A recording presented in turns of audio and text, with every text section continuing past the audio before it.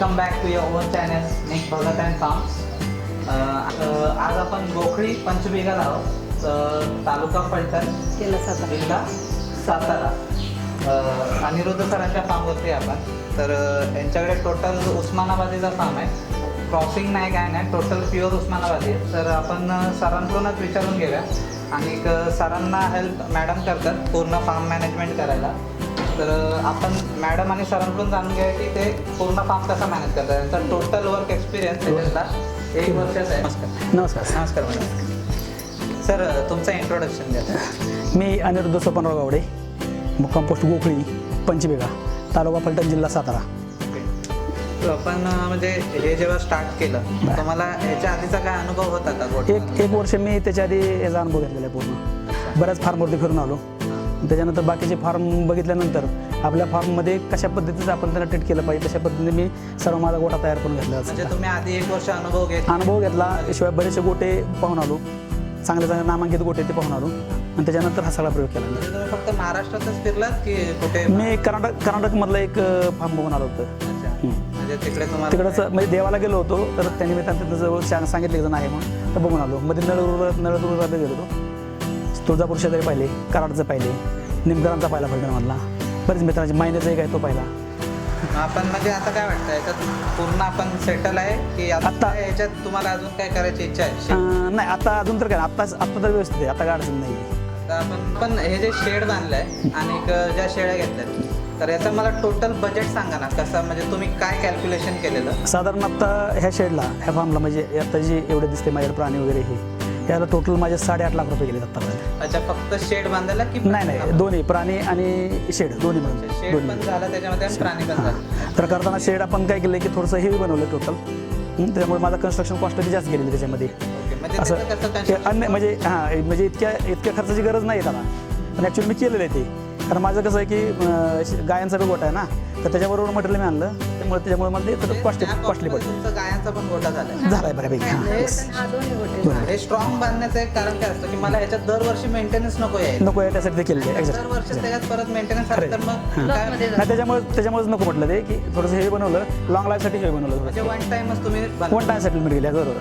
शेडमध्ये मी बघतोय तुमचं कप्प्याचे जे कंपार्टमेंटचे जे मॅनेजमेंट आहे ते खूप चांगलं केलं आहे. म्हणजे स्टार्टिंगचा कप्पा फक्त मेलसाठी ठेवला आहे. येस. दुसरा कप्पा तुम्ही ज्या गाभण शेळ्यासाठी केला आहे. बरोबर आहे. तिसरा शेळ्या पिल्लांसाठी केलेला आहे. परत एक दुसरा पिल्ला नवीन जी पिल्ला जन्मले असते त्याच्यामध्ये सोडते. आणि जी शेळी वेल्या एका साईडला सोडते.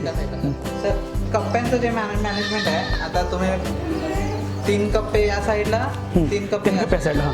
इथे पिल्लांसाठी एक कप्पा सेपरेट बनवलाय. म्हणजे किती महिन्यानंतर ह्याच्यात टाकताय तुम्ही? नाही, काय करतो, जन्मलं ना पिल्लू जन्मलं की 1-2-3 दिवस फक्त बाजूला ठेवतो. 4 दिवस. 4 दिवसानंतर ह्या कप्प्यामध्ये सोडतो. शेळीसोबत 3-4 दिवस ठेवतो. 3-4 दिवसांना थोडंसं पळायला लागलं का नाही की नंतर ह्या कप्प्यामध्ये आणून सोडतो. पहिल्या कप्प्यामध्ये आणून सोडतो. ते पुढं विचारूया आपण. बरोबर ठेवलं की कसं त्याला पण आपलं पिल्लं ओळखायला येतं. आणि ते पिल्लं जातं ना, म्हणजे जे नवीन पिल्लं आहेत त्यांना दुधासाठी म्हणजे 2 टाइम किती वेळा सोडायचं? 3 टाइम सोडतो त्यांना. नवीन आहेत ना, ते 3 टाइम सोडतो, नंतर 2 टाइम. आणि मी एकाकडे हे झालेलं ऐकलेलं की वेळलेली शेळी त्यांनी रूममध्ये ठेवलेली. बरं. थंडी आणि पावसाचं बरोबर, त्यावेळेस ठीक आहे, ठेवत लागते. थंडीच्या दिवसामध्ये मी काय करतो, मी सगळं पॅक करतो वरून खाल्लं सगळं. ठीक आहे, तळ वगैरे ठेवले पॅक करून देतो सगळं आतमध्ये. शिवाय बल लावतो आणखी हॅलोजन लावतो. ते त्यांनी मला एक सांगितलं, कारण आपल्या एका मित्राकडे ना थंडी आणि पावसामुळे थोडा लॉस झालेला. ते बाळाचा वगैरे सरांनी मला सांगितलं शेळी वेली आणि जर अशक्त असेल किंवा पावसात थंडी असेल तर त्यांना डायरेक्ट रूममध्ये ठेवायचं. रूममध्ये सुद्धा मी काय करतो की 200 वॅटचे 2 बल लावतो आणि त्याच्यावरती आहे ना, त्या रूम त्यासाठी ठेवली होती गाडी. आपल्याला त्याचा फायदा आहे एकदम बरोबर आहे. त्यांच्याकडून काहीतरी पिल्लं दाखवले जात नाही, त्याच्यामुळं सदृढ बनते. पिल्लांनंतर आपला हा 2 नंबरचा कप्पा आहे. ह्याच्यामध्ये सगळ्या गाभण शेळ्या आहेत. हो. तर तुम्ही ह्या ज्या विकत घेतल्या होत्या मार्केट कुठून विकत घेतल्या होत्या? मी बार्शीवरून विकत घेतल्या होत्या. या बार्शीवरून विकत आणल्या होत्या. तर तिकडून ट्रान्सपोर्टचं तुम्हाला कसं पडलेलं? ट्रान्सपोर्टचं पिकअप टेम्पो केला होता, त्याच्यामध्ये ते आणलं. ॲक्च्युअली ते नाही पाहिजे तसं, इतकं ट्रॅव्हलिंग वन डे इतकं ट्रॅव्हलिंग त्यांना नाही पाहिजे. इथून बार्शी साधारण 1.25 किलोमीटर आहे. 250 250 किलोमीटर.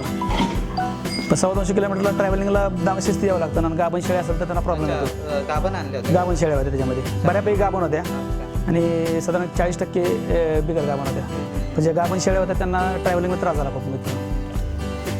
उस्मानाबादीमध्ये तुम्हाला याचं भांडण्याचं हे किती प्रमाण दिसतंय म्हणजे एक मारणार. आता शेळ्या जर तुमच्या बंदिस्त गोठ्यावरच्या शेळ्या जर असतील ना तर त्यांचं एकमेकाला मारण्याचं प्रमाण फार कमी असतं, मारत नाहीत. पण जर आपण व्यापाऱ्यांकडनं विकत वगैरे घेतल्या असतील किंवा एखाद्या शेतकऱ्यांकडनं विकत घेतल्या असतील आणि त्या जर एकत्र केल्या तर ते एकमेकाला मारायचं प्रमाण जास्त आहे, त्याचं प्रमाण जास्त आहे मारायचं त्याच्यामध्ये. आता ह्या शेळ्या आपण पहिला कंपार्टमेंट आपला पिल्लांचा होता, दुसरा कंपार्टमेंट आहे गाभण शेळ्यांचा. गाभण शेळ्यांचा. तर गाभण शेळी जर आपण सगळ्या एकत्र ठेवतो तर त्याच्यात तुम्हाला असं मारून एका शेळीने दुसऱ्या शेळीच्या पोटावर मारलं मग ती गाभडली असा अनुभव कधी झाला आहे की तसा अनुभव आहे. तसा अनुभव झाला. कारण काय झालं की नवीन शेळ्या ज्या काय मारणाऱ्या शेळ्या त्या आपल्याला लक्षात येत नाहीत ना. मग त्या गाभण शेळ्यामध्ये ते सोडलं की त्यांना ज्यावेळेस आपण खायला टाकतो, त्यांना खाद्य टाकतो त्यावेळेस त्या शेळ्या एकाच वेळेस सगळ्या खायला जातात. मग त्यावेळेस ते काही शेळ्यामध्ये असं असतं की ते जास्त खायला मिळावं काय म्हणून ते एकमेकाला मारतात. मग अशा वेळेस तिने एक शेळीच्या पोटामध्ये मारल्यामुळे ती गाभडली होती पण आपण त्याच्यानंतर असं काही नियोजन केलंय की बाबा आता एक वेळा आता अनुभव आला की अशी खाद्य टाकल्यानंतर मारामारी होते तर आपण त्या गाभण शेळीला कुठे दुसरीकडे ठेवायचं असं केलं की नियोजन तसं मी की काय जर एखादी शेळी मार्केट खूप असेल तर अशी ही केली मी त्याला बाजूला बांधून ठेवतो. असं हे शेळी जी असेल हां जी मार्केट शेळी असेल तिला बांधून ठेवतो मी. बांधून ठेवा. हां तिला मारायचं प्रमाण जास्त असेल ना तर तिला बांधून ठेवतो म्हणजे नाही की ते मोडलेले ते मारामारीमध्ये चालले. हां तेच मारामारीचं प्रमाण असते कारण ह्या कसं आहे की एका शेळ्याची योजना आहेत ना त्यामुळे ते मग आपण हे करू. एकच गोट्यावरच्या असल्या का नाही त्या मारायच्या कमी असते. आता प्रमाण फार कमी झालं यांचं मारामारीचं नाहीच म्हणजे जवळजवळ थोडं